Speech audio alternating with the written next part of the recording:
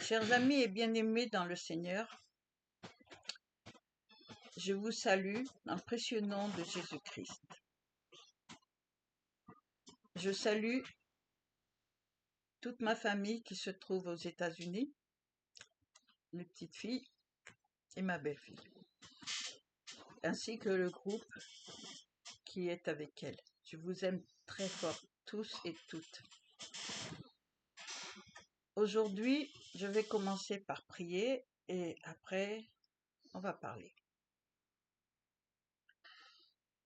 Seigneur Jésus-Christ, tu es venu sur cette terre pour nous montrer le chemin que nous devons suivre. Tu nous as donné beaucoup d'ordonnances, beaucoup de conseils. Tu nous as expliqué beaucoup de choses.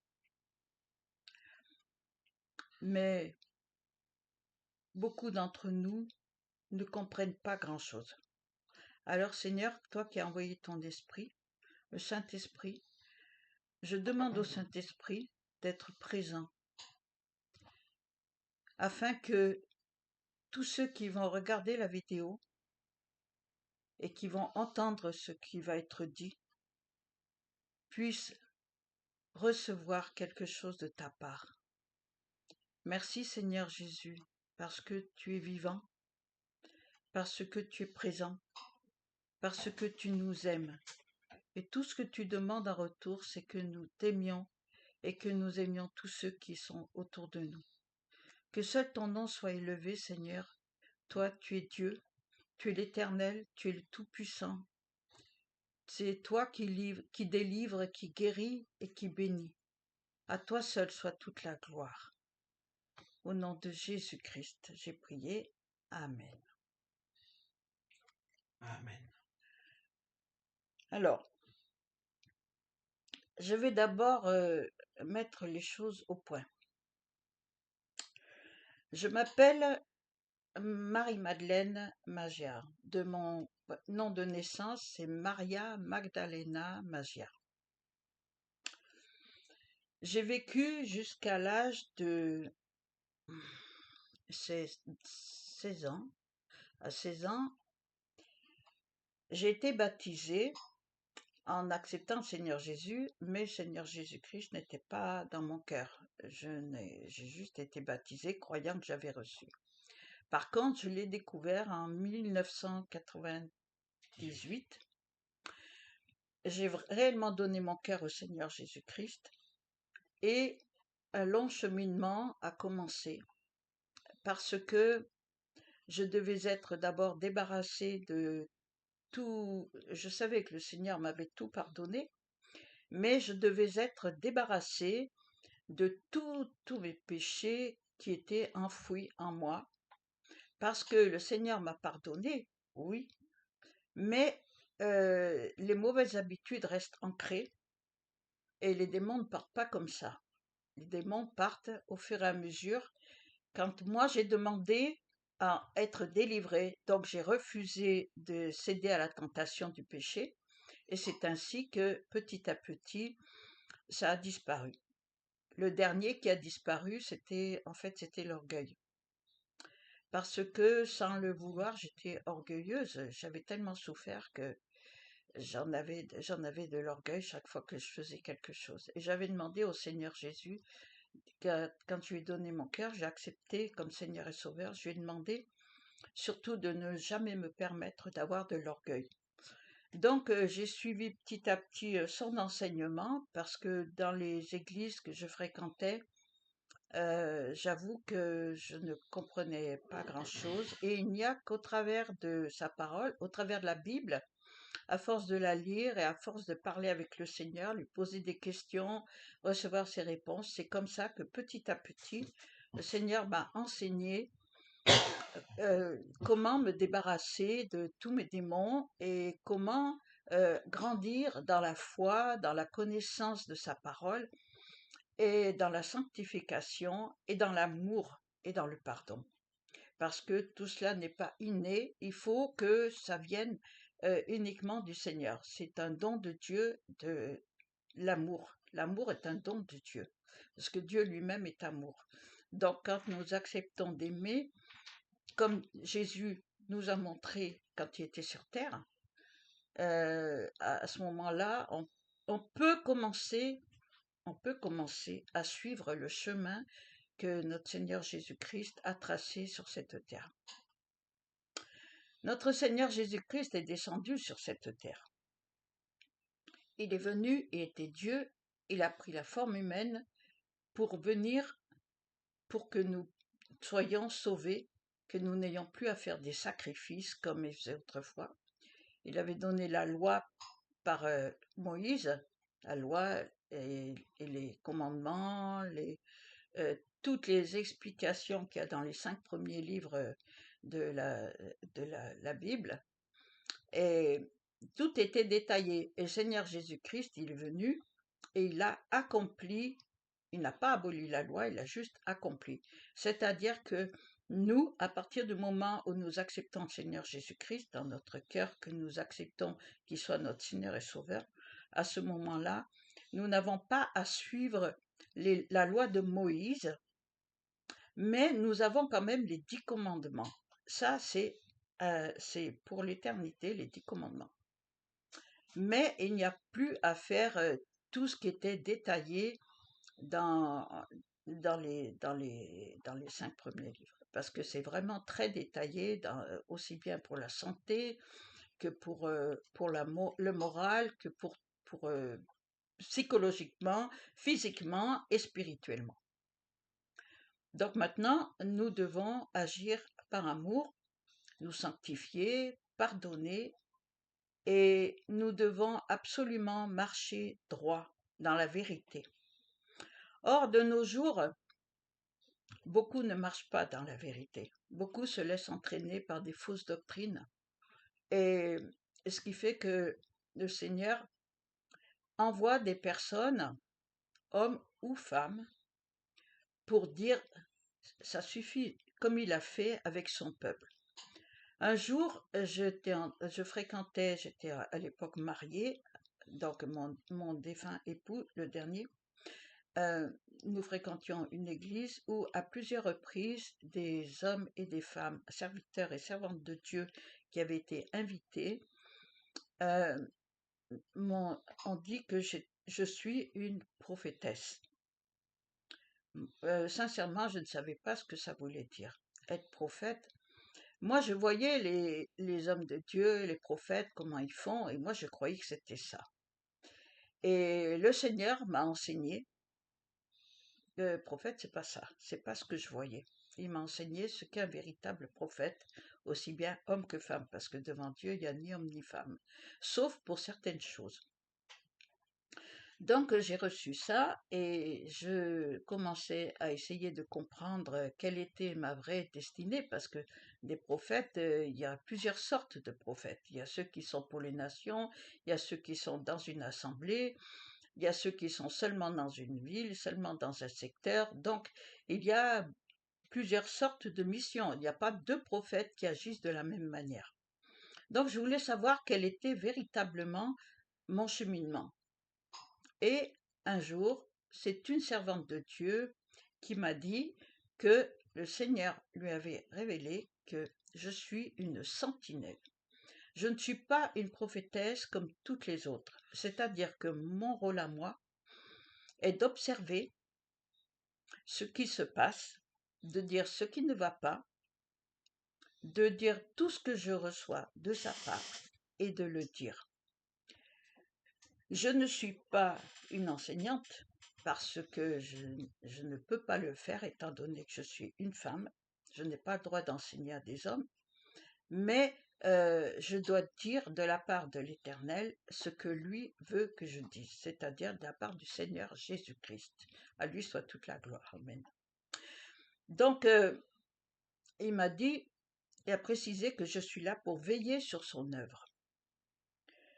Et quand elle m'a dit ça, c'est mon ami le prophète, quand elle m'a dit ça, j'ai dit veilleuse de l'œuvre, ça veut dire quoi?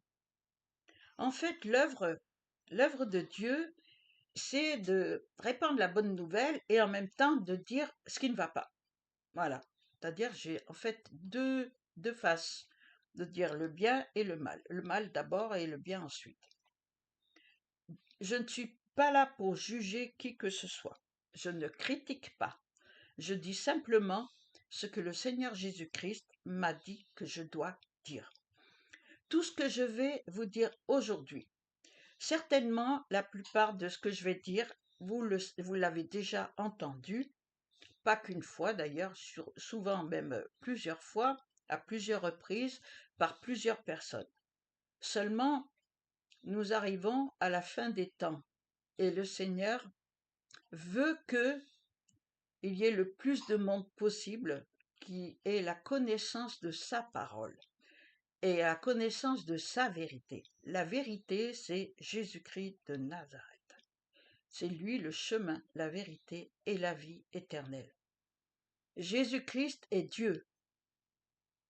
Dans toute son entière, il est Dieu. Dans tout son entier, il est Dieu. Il est Dieu, il est Jésus-Christ et il est le Saint-Esprit. Il est l'Esprit, il est le Créateur, il est l'homme venu en chair, donc il a pris forme humaine, et il est le Saint-Esprit. Le Saint-Esprit a été répandu sur toute chair, comme l'a annoncé le prophète Joël. Mais il n'a pu être étendu sur toute chair que lorsque les apôtres ont été réunis dans la chambre haute lors de la Pentecôte. C'est à ce moment-là que le Saint-Esprit s'est répandu sur toute chair. Donc personne ne peut dire que Dieu n'existe pas, parce que celui qui dit ça, c'est parce qu'il refuse Dieu et refuse Jésus-Christ. Celui qui dit que Jésus-Christ, ce n'est pas vrai, il ne peut pas guérir, il ne peut pas délivrer, il ne peut pas sauver, qu'il y a Dieu qui sauve. Je suis désolée de vous dire cela, mais Jésus-Christ, c'est Dieu. Donc, quand tu renies Jésus, c'est que tu renies Dieu. Le Seigneur Jésus-Christ a dit, celui qui m'a vu a vu le Père. Avant Abraham, je fus. Si vous enlevez le Seigneur Jésus, quand il a été sur la montagne, dans le feu qui ne s'éteint point, le buisson ardent, quand Moïse a demandé à Dieu, quel est ton nom? Que dois-je dire aux enfants d'Israël quand ils me demanderont quel est ton nom? Le Seigneur lui a dit, tu leur diras que mon nom est Je suis. Si vous enlevez le i, ça fait Jésus. Voilà. Vous attachez, ça fait Jésus. Je suis, c'est Jésus. Voilà. Bon, maintenant que j'ai mis les choses au point, je vais démarrer. Alors, la seule chose que je peux dire, c'est comme titre, on ne se moque pas du Saint-Esprit. C'est le titre de la vidéo d'aujourd'hui. On ne se moque pas du Saint-Esprit. Alors, je vais commencer par le livre des Nombres. Dans le livre des Nombres, nous voyons Balak, qui demande à Balaam de maudire Israël. Israël, c'est un peuple que personne, aucun homme, aucune femme, aucune nation, aucun peuple dans le monde ne doit lui faire du mal ou dire du mal. Parce que s'il le fait, eh bien, ça va se retourner contre lui. Dieu n'accepte pas qu'on touche au peuple d'Israël parce que c'est un peuple que lui a choisi. Il a élu son peuple. Si vous lisez la Bible, qui reflète la parole de Dieu, eh bien, vous verrez, c'est bien inscrit ainsi. Alors, je disais, Israël, c'est un peuple que personne, aucun homme ni aucune nation ne doit lui faire du mal ou lui causer un tort quelconque. Pourtant, l'Éternel lui-même a bon nombre de fois puni son peuple en détruisant ceux qui lui désobéissent. Ceux qui faisaient du mal dans le peuple, eh bien, il les punissait. Il a même détruit. Voilà. Donc, il en va de même pour nous. le peuple greffé sur le peuple d'Israël. Dieu punit ceux qui touchent les enfants de Dieu et punit les enfants de Dieu lorsqu'ils désobéissent. Pourquoi? Parce que si vous réfléchissez bien, quand vous avez, ceux qui ont des enfants, quand ils font une bêtise, vous ne les laissez pas faire, vous ne leur dites pas, tu as raison, tu as mal agi, mais tu as raison. Vous allez le punir. Et s'il ne veut rien savoir, vous allez le corriger. Eh bien, lui, c'est un père pour nous. C'est notre père. Nous l'avons choisi comme étant notre père. Eh bien, à partir du moment où nous avons décidé que nous appartenons au Seigneur Jésus et qu'il est notre Seigneur et Sauveur, il devient notre Père. Et il nous punit. Il ne punit que ceux qu'il aime. Il ne punit pas les gens des nations. Mais attention, lorsque les gens des nations vont trop loin, eh bien, il les punit aussi. Mais eux, ils les détruisent. Alors que nous, il ne nous détruit pas. Le retour de notre Seigneur Jésus-Christ est à la porte. Beaucoup blasphèment contre le Saint-Esprit. L'Éternel Dieu est en colère, car ces hommes prennent le Saint-Esprit à la légère, et ils devront en rendre compte. Dans Joël chapitre 2, versets 12 à 14, tu veux le lire? Hein? Non, d'accord. Alors, Joël 2. Merci. Oui, ça, c'est une bonne idée. Parce que j'ai pris celle-là, cette Bible-là, parce que il y a cette Bible, c'est comment ils disent? Voilà, c'est l'original avec les mots d'aujourd'hui et j'aime beaucoup cette traduction. Alors, c'est dans, j'ai dit Joël, Chapitre 2, verset 14. chapitre 2. J'aurais dû préparer ça avant, mais c'est pas grave. C'est pas grave, parce que comme j'en ai plusieurs à lire, Joël, posé. Joël, chapitre 2, versets 12 à 14. Alors, ça va? Maintenant encore, déclare l'Éternel, je lis la parole du Seigneur avec respect. Revenez à moi de tout votre cœur, avec des jeûnes, avec des pleurs et des lamentations. Déchirez votre cœur et non vos habits, et revenez à l'Éternel votre Dieu, car il fait grâce, il est rempli de compassion, lent à la colère et riche en bonté, et il regrette le mal qu'il envoie. Qui sait, peut-être regrettera-t-il encore et laissera-t-il après lui la bénédiction? Ensuite, le chapitre 3, versets 1 à 5. Après cela, je déverserai mon esprit sur tout être humain. Vos fils et vos filles prophétiseront. Vous avez compris? Vos filles et vos fils prophétiseront. Les enfants prophétiseront. Vous savez, on fait beaucoup de mal aux enfants de nos jours. On ne les instruit pas dans la volonté de Dieu, alors qu'ils sont là pour justement prophétiser. Celui qui instruit son enfant dans la volonté de Dieu, eh bien, il va devenir prophète. Il va prophétiser du moins, même s'il ne devient pas prophète, mais il va prophétiser. Vos vieillards auront des rêves. Les vieillards, j'ai remarqué de plus en plus, on fait tout pour s'en débarrasser. On les met dans des maisons de retraite, on les met à gauche, à droite, on s'en occupe plus. Eh bien, comme ils s'en occupent pas, les vieillards ne peuvent pas prophétiser. Alors que s'ils sont dans le sein de leur famille, eh bien, ils vont prophétiser. Dans le sein de famille chrétienne, je m'entends. Et vos jeunes gens des visions. Vos jeunes gens des visions. C'est-à-dire que non seulement des enfants, mais les jeunes gens, c'est-à-dire arrivés à l'âge de 20, 30 ans, eh bien, ils auront des visions. Bien sûr, s'ils sont enseignés selon la parole de Dieu. Même sur les serviteurs et sur les servantes, dans ces jours-là, je déverserai mon esprit. Les serviteurs et les servantes, c'est moi, les hommes de Dieu, les prophètes, les apôtres, les docteurs de la loi, selon la parole de Dieu, bien sûr, les évangélistes, puis qu'est-ce que j'ai oublié? J'en ai oublié un, moi. Apôtres, prophètes, pasteurs, les pasteurs. C'est ça, les pasteurs. Et puis ensuite, il y a les évangélistes, et puis, il en manque un. Il y en a 5. Il y en a 5. Attends, le 5e, il est où? C'est dans quoi déjà?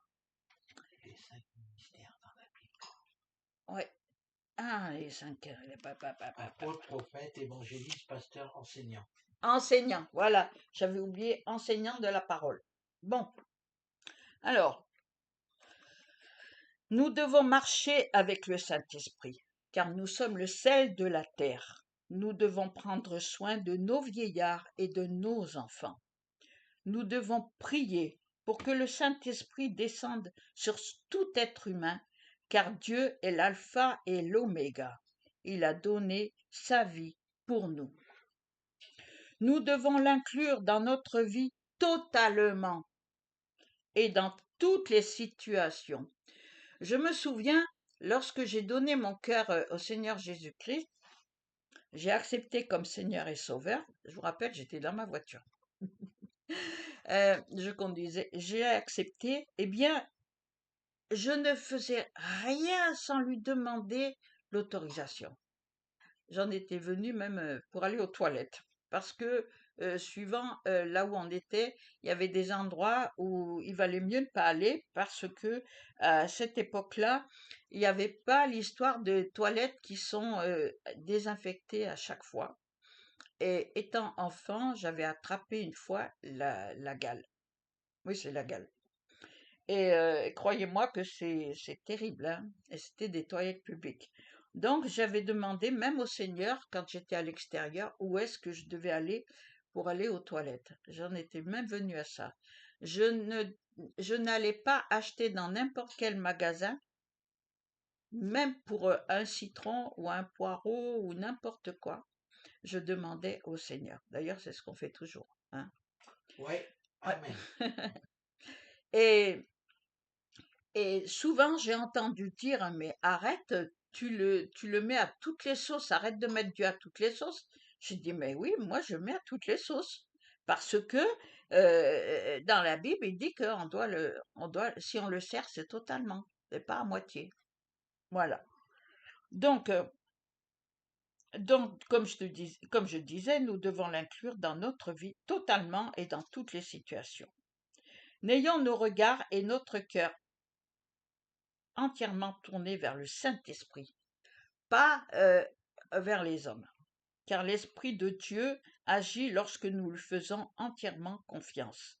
Ce n'est pas en l'homme que nous devons avoir confiance, mais entièrement et totalement en l'Esprit de Dieu uniquement.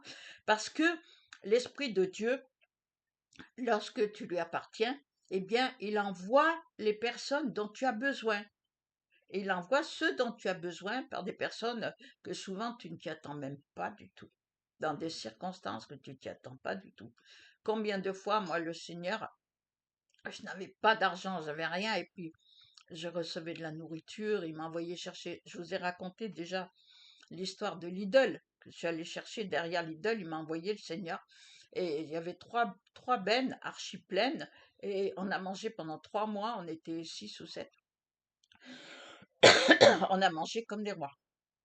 Tu te rappelles?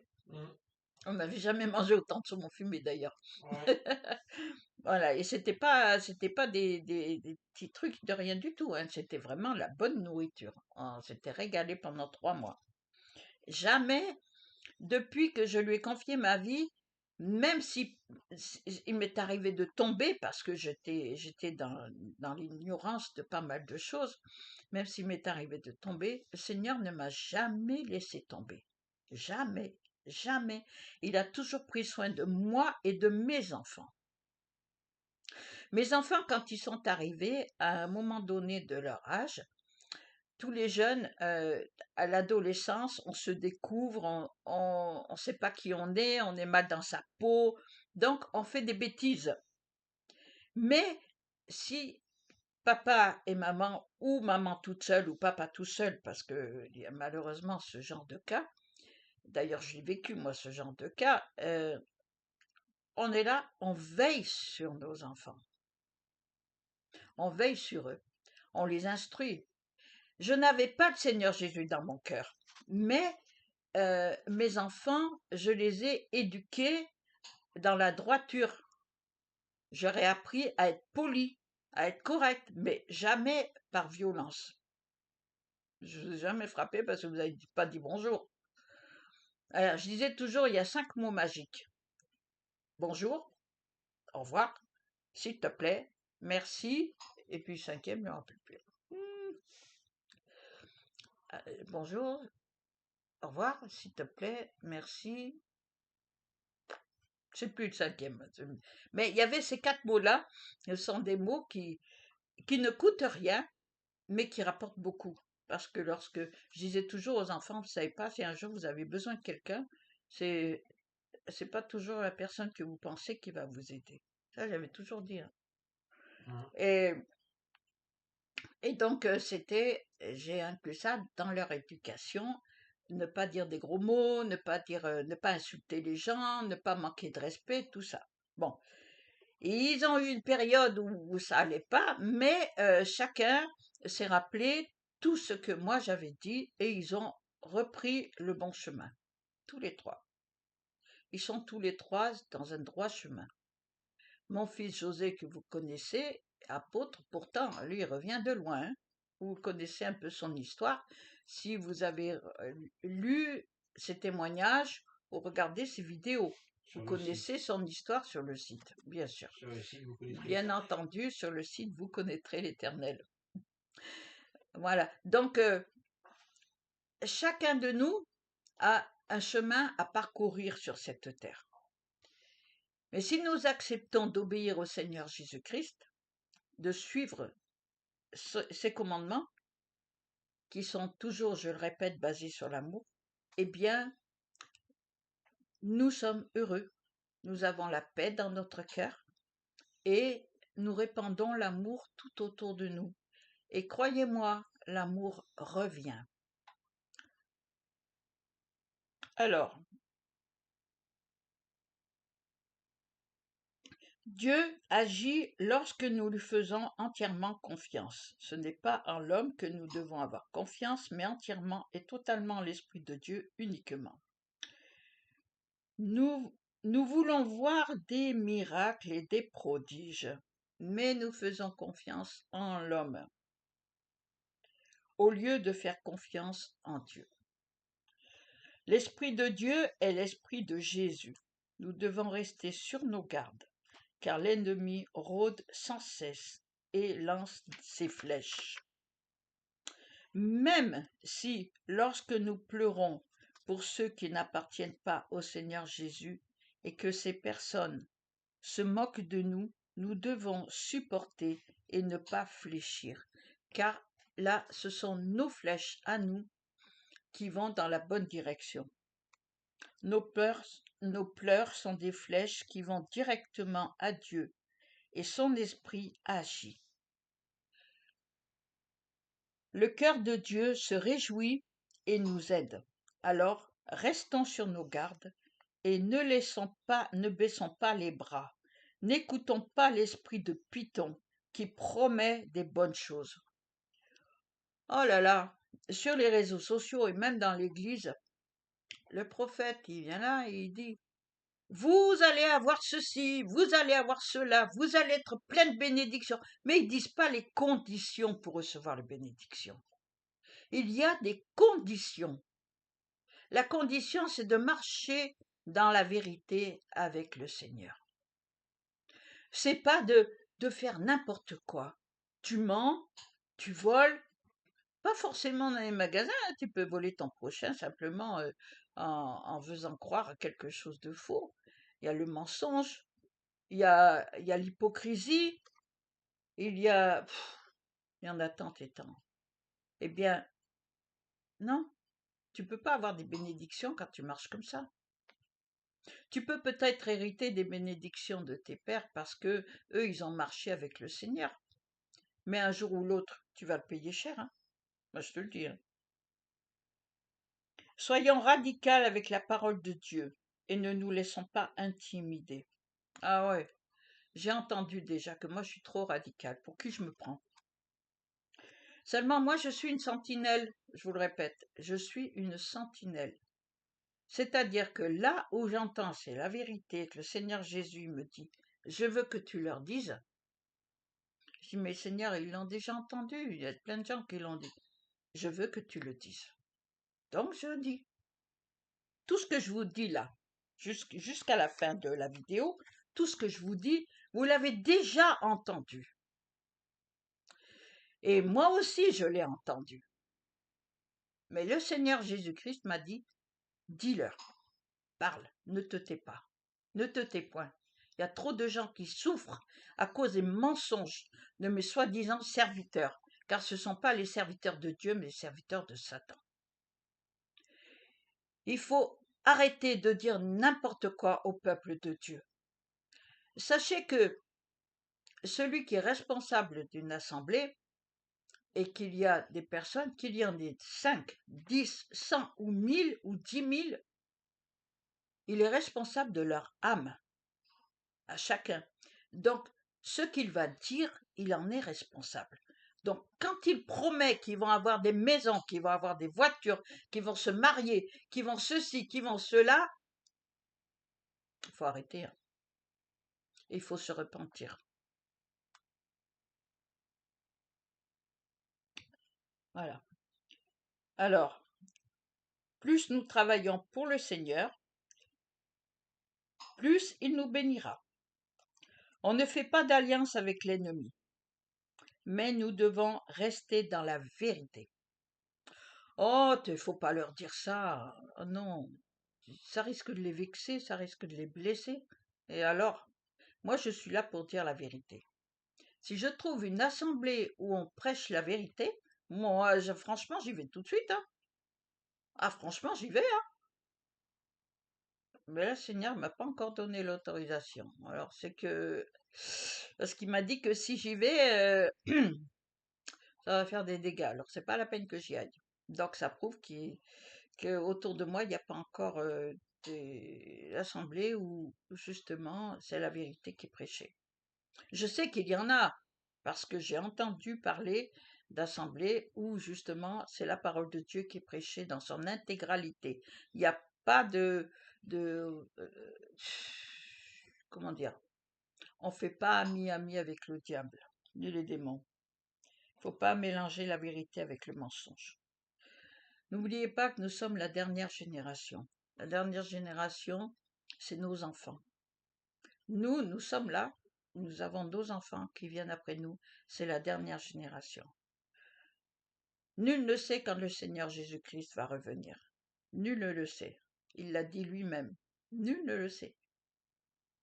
Il n'y a que lui, le Père, qui le sait. Donc le Seigneur Jésus le sait, puisqu'il est à nouveau le Père. Mais nous devons nous préparer, parce que nous ne savons pas à quelle heure il vient. Et puis, il faut savoir une chose, c'est que il y a beaucoup de gens qui disent « Oh, ben moi, je ne suis pas encore mort, donc je fais ce que je veux. » Oh, je demanderai pardon, il me pardonnera. Ah oui? Et si c'est ce soir que tu meurs, que diras-tu à Dieu? Si tu mourais ce soir, que diras-tu à Dieu? Tu as été aveugle? Tu as été sourd à tout ce qu'il te disait? Et maintenant, tu es mort? Tu vas lui dire quoi? Tu sais où tu vas? Donc, tant que nous vivons, restons sur nos gardes. Soyons précis dans tout ce que nous faisons. Restons fermement attachés au Seigneur Jésus. Entièrement, totalement attachés à Jésus-Christ. Celui qui ne veut pas, eh ben, il fait ce qu'il veut. Le Seigneur n'a jamais forcé personne, hein. Il n'a obligé personne à le suivre. Mais celui qui le suit, eh bien qu'il ne fasse pas semblant. Parce que sinon, ce qui va se passer, c'est qu'il va dire, mais Seigneur, j'ai prophétisé en ton nom, j'ai guéri en ton nom, j'ai chassé des démons, j'ai même ressuscité des morts.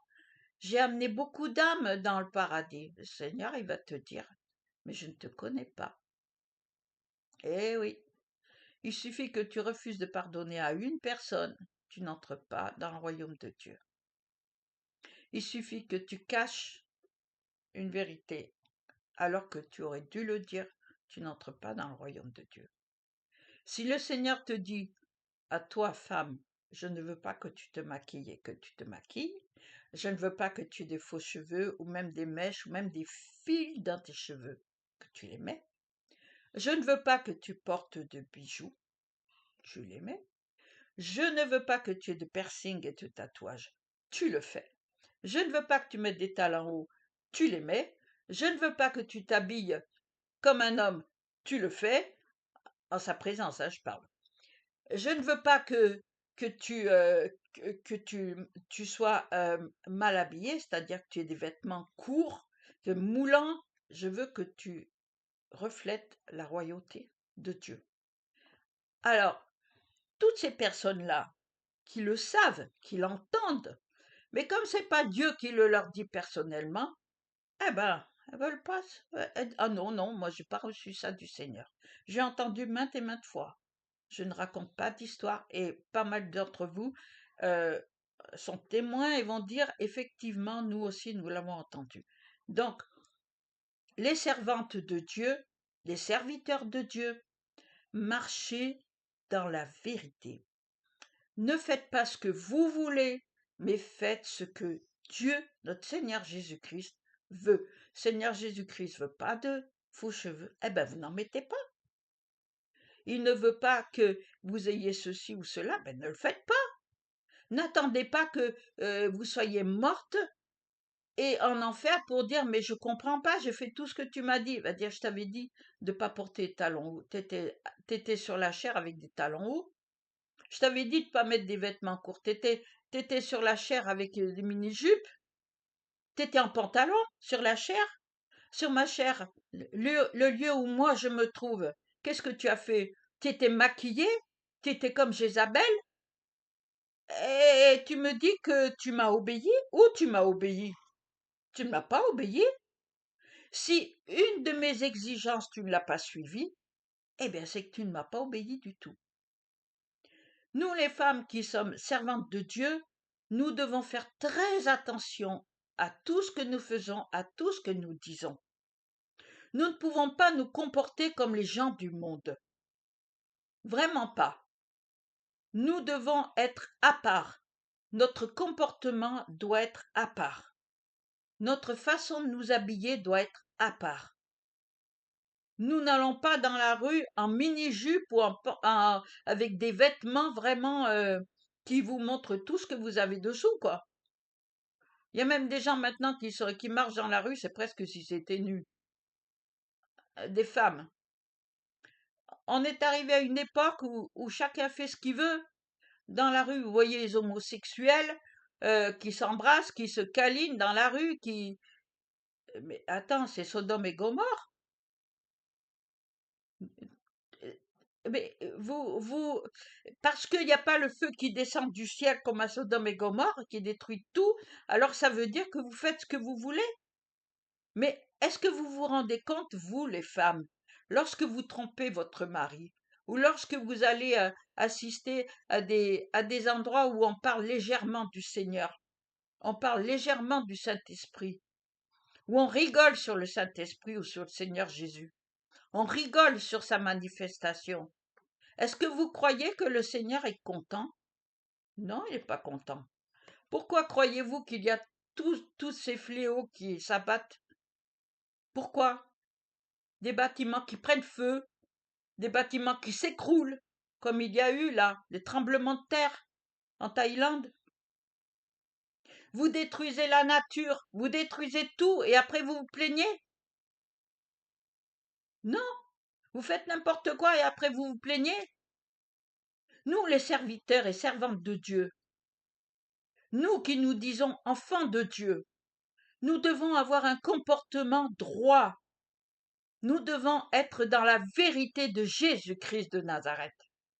Il n'y a pas Christ Jésus, hein, c'est Jésus-Christ. C'est Jésus qui a été crucifié. Le Christ ni Jésus n'existe pas. Jésus-Christ a été crucifié. Et arrêtez de vous donner des noms pompeux. Il n'y en a que 5 dans la Bible. Il n'y a pas 50.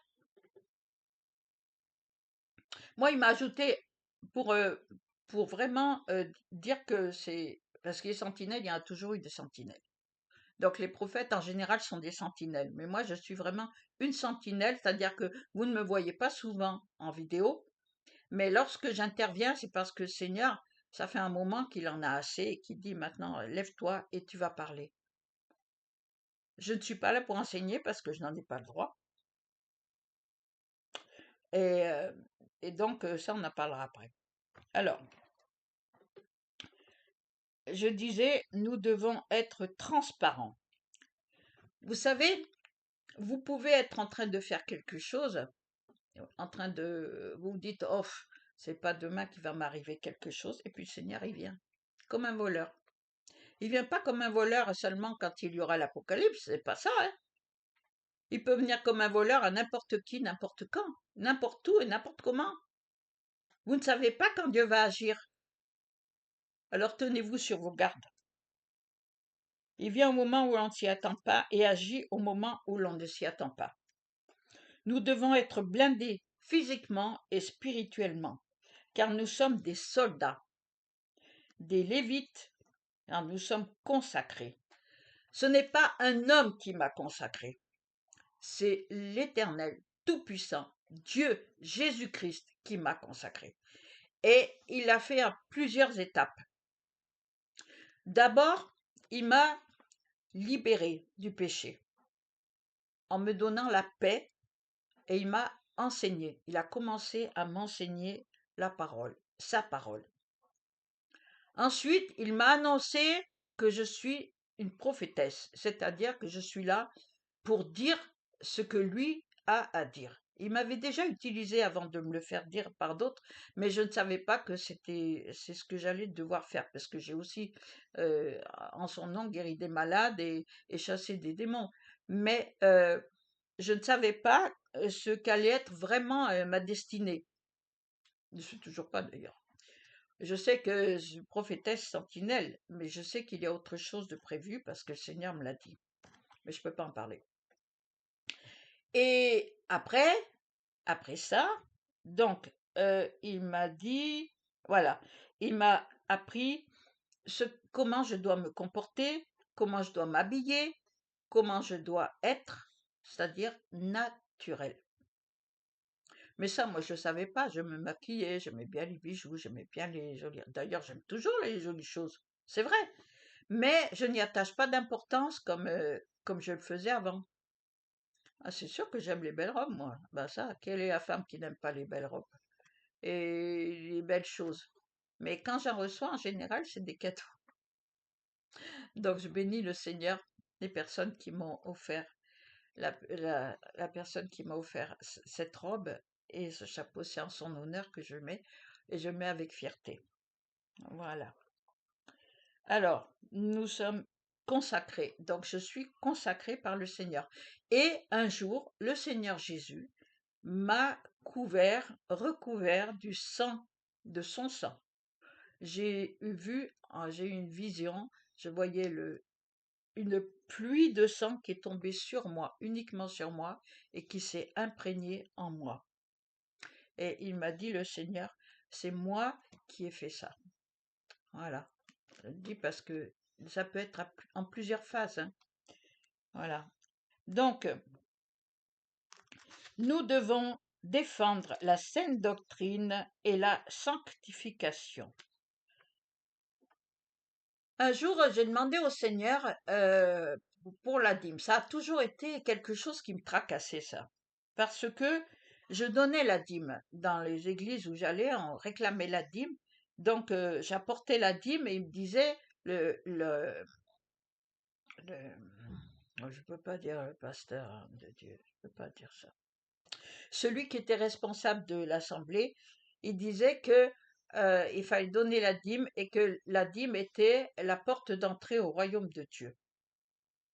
C'est ce que j'ai toujours entendu. Que c'est la porte d'entrée pour le royaume de Dieu, c'est donner sa dîme.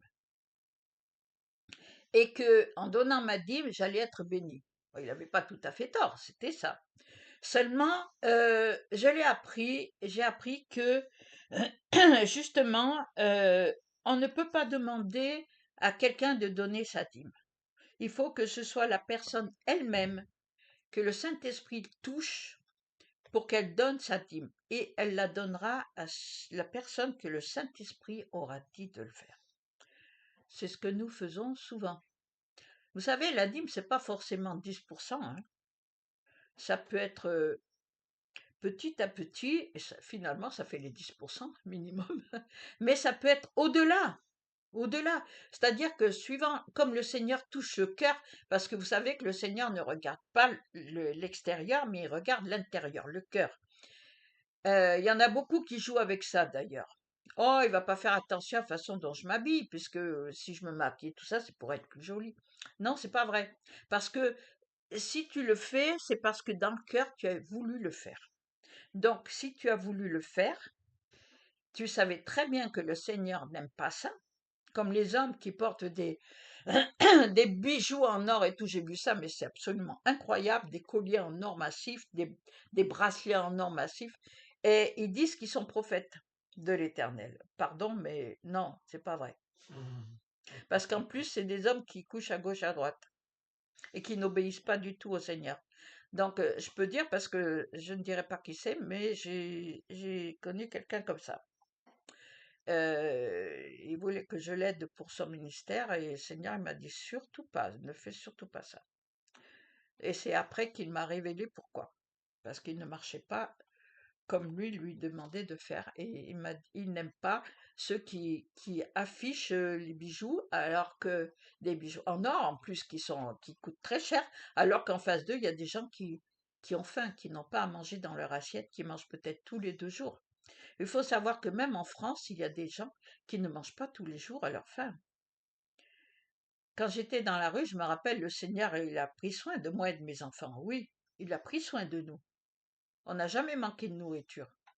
Mais on allait les chercher là où on les trouvait, mais c'est le Seigneur qui nous donnait. Comprenez? Mais, euh, mais on n'a pas été chercher, on n'a pas été quémandé. J'ai jamais quémandé quoi que ce soit. C'est le Seigneur, je disais à lui, je disais, Seigneur, c'est même pas pour moi, c'était pour mon fils qui était petit à l'époque. Je parle pas de José, hein, je parle de mon autre fils, qui était petit à l'époque, et je disais, c'est surtout pour lui que je pensais toujours. Et le Seigneur a toujours pourvu, il a toujours eu à manger, et il n'a jamais manqué de rien. Mes enfants n'ont jamais manqué de rien. Même quand je n'avais pas, mes enfants avaient. Aucun de mes 3 enfants ne peut dire qu'un jour ils ont manqué de nourriture avec moi. Il y a même des périodes où moi je ne mangeais pas, mais ils ne le savaient pas. Je ne mangeais pas parce que je voulais que eux mangent à leur faim. Et ils ne l'ont jamais su, et ils ne le sauront jamais. Trop tard. Oh, mais tu ne peux pas savoir quand est-ce que c'était. Ah non. Voilà. Donc, quand, quand on appartient au Seigneur, c'est à lui qu'on s'adresse. On ne s'adresse pas aux êtres humains. Tu as besoin de quelque chose, enferme-toi et demande dans le secret de ton lieu, demande au Seigneur de t'aider. Alors, le Saint-Esprit, il est dans la dîme par contre. Hein. Comme je vous ai dit là, c'est que il va vous mettre à cœur de donner. Quand il a besoin de donner à quelqu'un, il va vous mettre dans le cœur. Il va dire, voilà, tu vas aller vers telle personne, comme il le fait avec nous. Hein. Tu vas aller vers telle personne, il dit à José, qui est l'apôtre Paul, il dit, voilà, tu vas prendre temps et tu vas aller donner à telle personne. Voilà, ça c'est la dîme, et c'est le Saint-Esprit qui dirige toutes choses. Oui. Faut pas que ce soit un homme qui vienne vous dire: «Ah toi, il faut que tu donnes à tout prix tes 10%, il faut que tu donnes pour ceci, pour cela, il faut que tu fasses des offrandes, il faut que tu fasses ceci». Non, ça vient pas du Seigneur. Voilà. Les personnes qui font ça ne sont pas du Seigneur. Et les personnes qui se disent: «Moi, je suis» est-ce que j'en parle maintenant ou après? J'en parle après. Voilà. Alors, c'est donc le Saint-Esprit qui doit prendre, c'est l'esprit de discernement, le Saint-Esprit, hein, qui doit prendre le contrôle de notre vie. Nous combattons pour les âmes, nous ne combattons pas pour la chair et le sang. Lorsque nous avons un conflit avec quelqu'un, c'est pas contre la personne que nous combattons, mais c'est contre celui qui est derrière, celui qui manipule, le démon qui est là, qui manipule.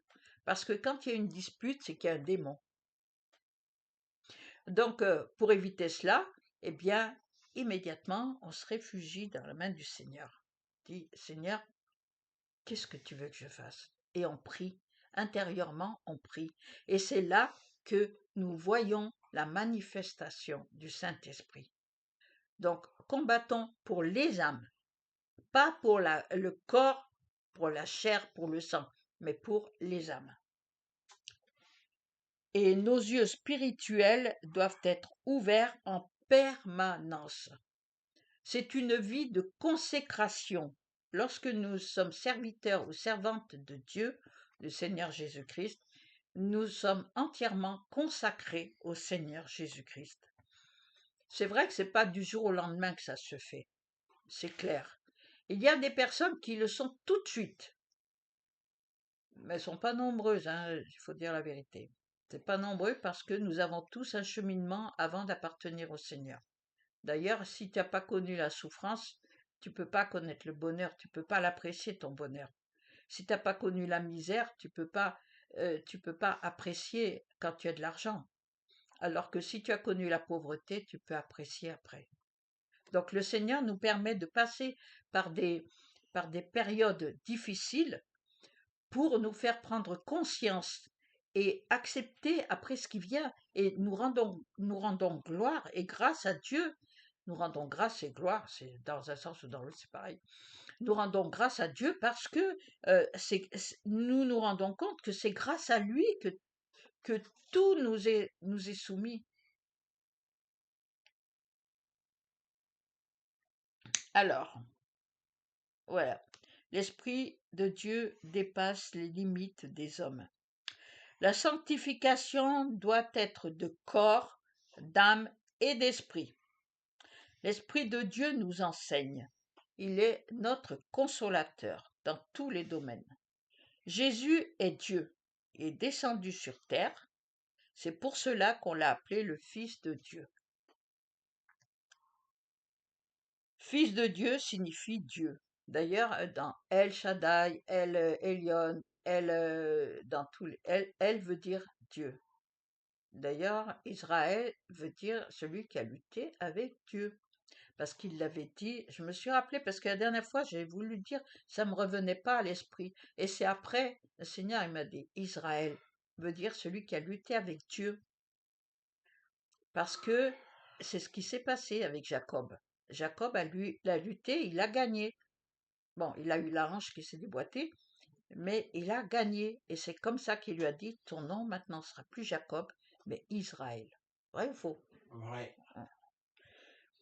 Alors, maintenant, je vais lire Jean chapitre 1, versets 1 à 5. D'abord, si vous me permettez, je vais boire un peu de thé. Mon fameux thé au citron.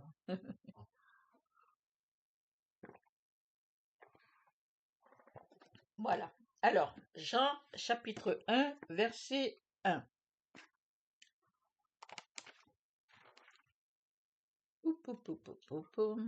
Voilà.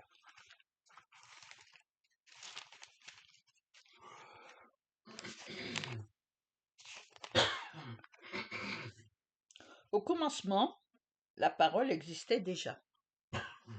La parole était avec Dieu et la parole était Dieu. Elle était au commencement avec Dieu. Tout a été fait par elle, et rien de ce qui n'a été fait sans elle. En elle, il y avait la vie, et cette vie était la lumière des êtres humains. La lumière brille dans les ténèbres, et les ténèbres ne l'ont pas accueillie. Elle était au commencement avec Dieu, la parole. J'ai dit la dernière fois, peut-être même la fois d'avant, je ne sais plus. En tout cas, la dernière fois, j'en ai parlé, de la Bible, la parole de Dieu. J'ai détaillé un peu les divers intervenants dans la Bible. Parce que la Bible, c'est un récit.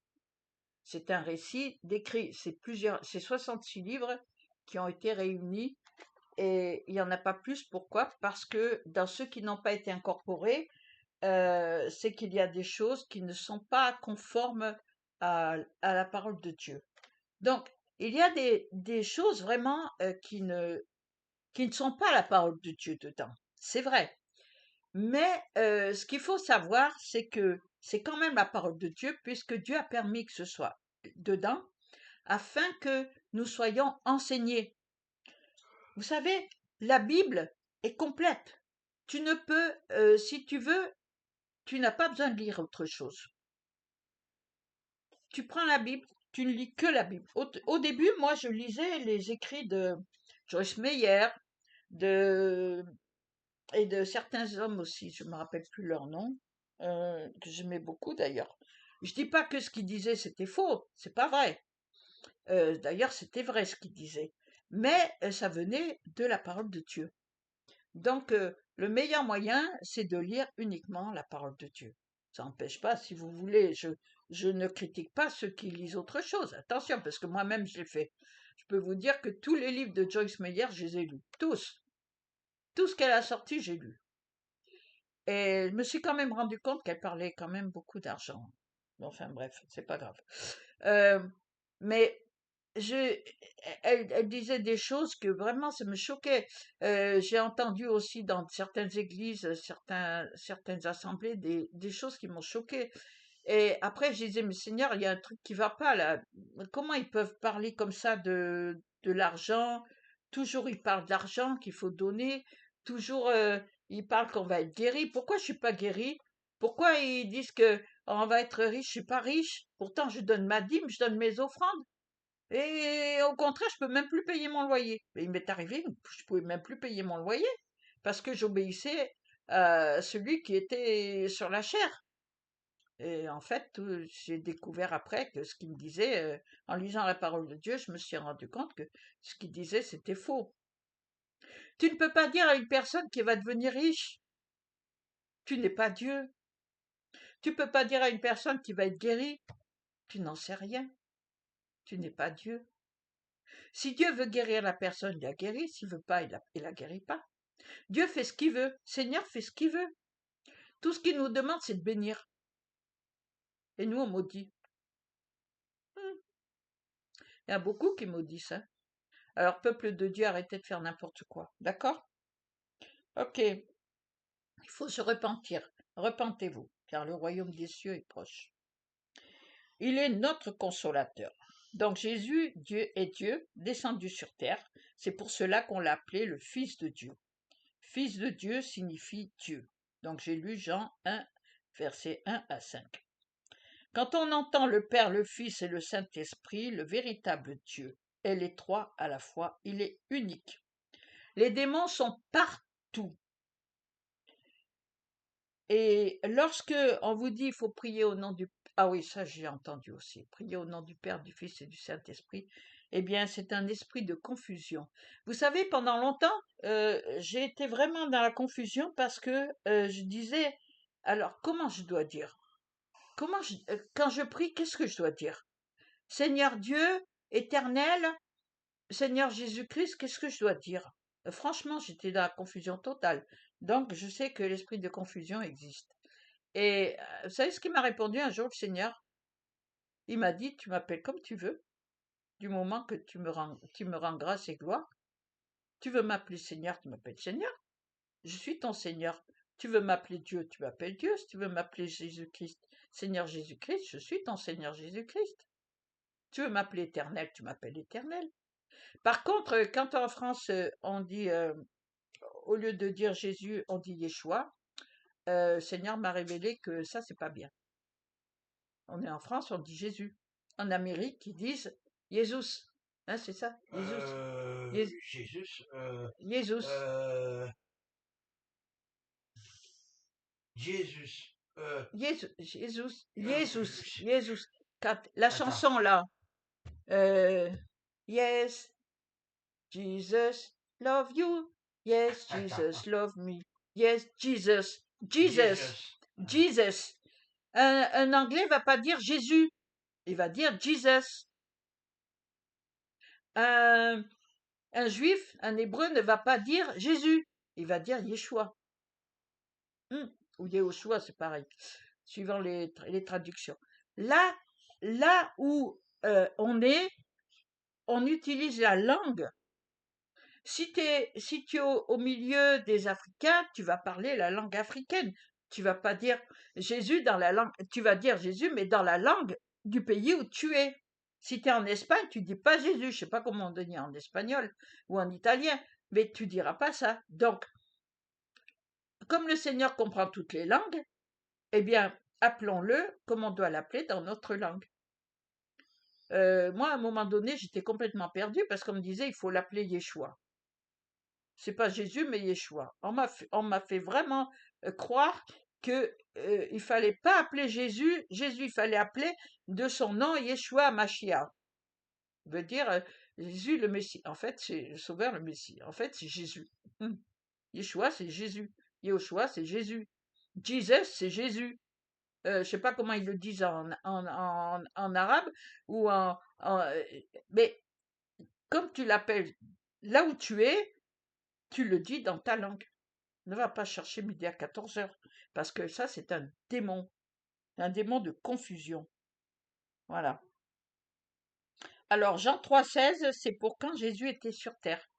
Seigneur Jésus, quand il était sur terre, il a dit, car Dieu a tant aimé le monde qu'il a donné son Fils unique, afin que quiconque croit en lui ne périsse point, mais qu'il ait la vie éternelle. Dieu, en effet, n'a pas envoyé son Fils pour que l'homme soit jugé par lui, mais pour sauver, pour nous sauver.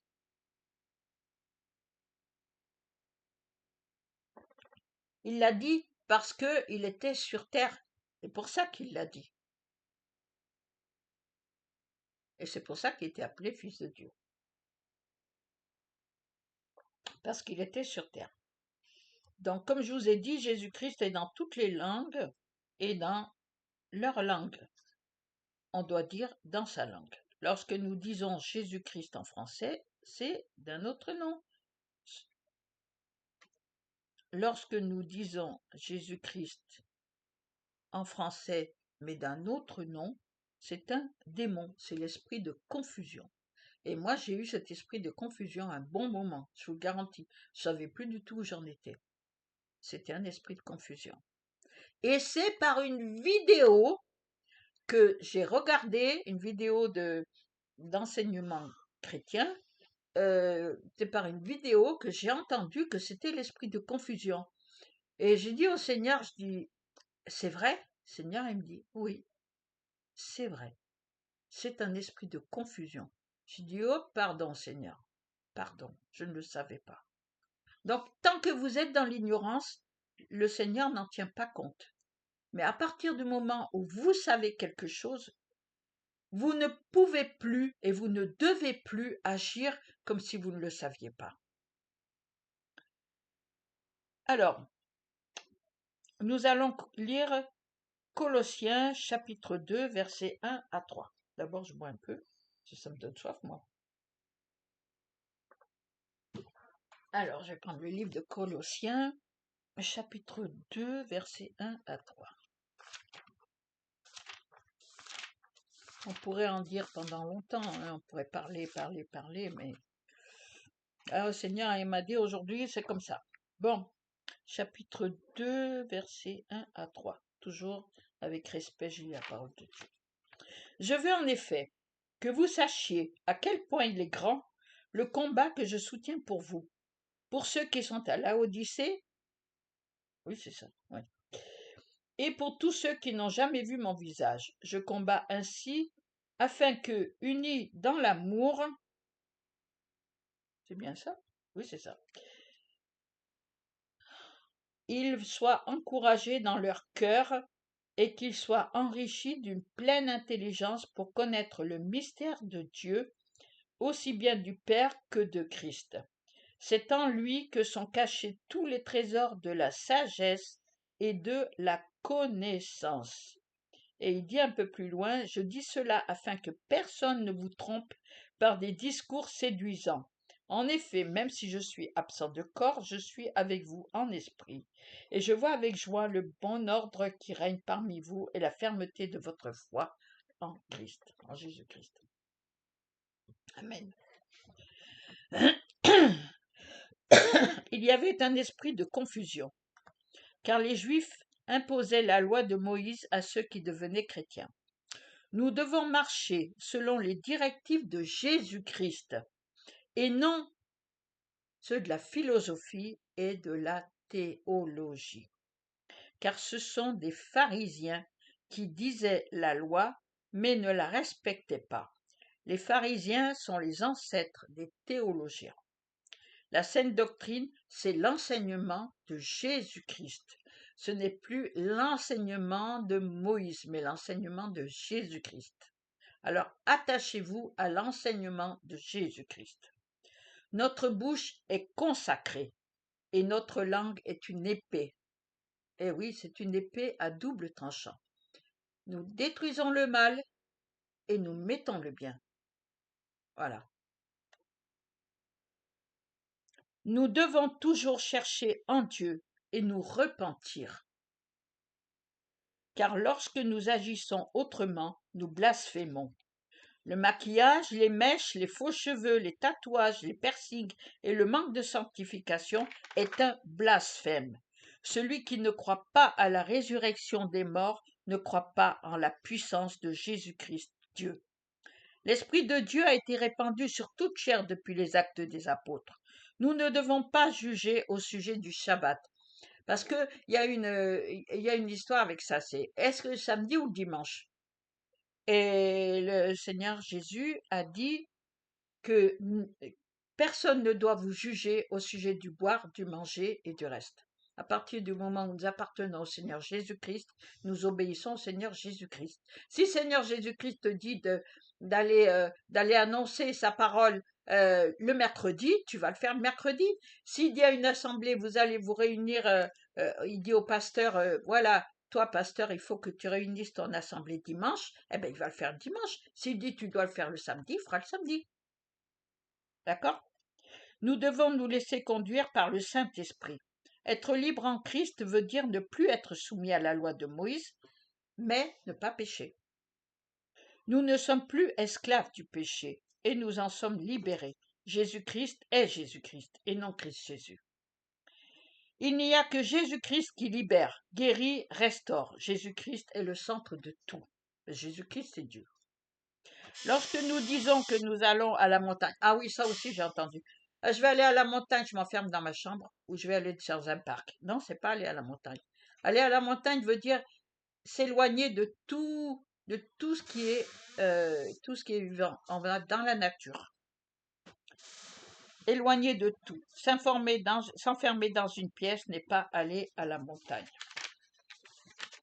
Je vais faire une pause et je reviens. Parce que là, c'est 1 heure passée. Donc, à tout de suite pour la deuxième partie. Ah, on est où? Tu les stops, carrément. Voilà.